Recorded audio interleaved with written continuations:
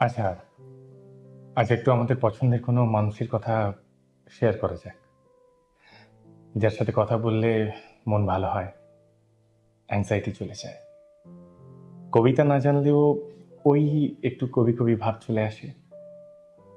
গোটা দুনিয়া একদিকে, তাকে নিয়ে জেলাস ফিল করা আর একদিকে, যার প্রতি ইগনোর ব্যাপারটা আসে না বললেই চলে, কিন্তু বড্ড বেশি অভিমান ঘিরে ধরে।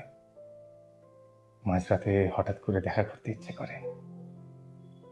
এমন পছন্দের মানুষ যে প্রেমিক কিংবা প্রেমিকা হবে এমনটা নয়, তবে যদি একবার ভাবা যায়, হয়তো সারা জীবন একসাথে থাকা যেতে পারে। এমন কেউ থাকলে কমেন্টে মেনশন না করেই লিখে যান না, তাকে মেনশন না করেও দু এক কথা লিখে যান, যেটা হয়তো তার চোখে চোখ রেখে বলা যায় না। কারণ এমনটাও হতে পারে যে আপনি তার চোখে চোখ রেখে তাকে বললেন, সে হয়তো সিরিয়াসলি না নিয়ে আপনাকে লেগ পুল করলো। কমেন্ট বক্সে বলে যান সেই মানুষটার কথা মেনশন না করে।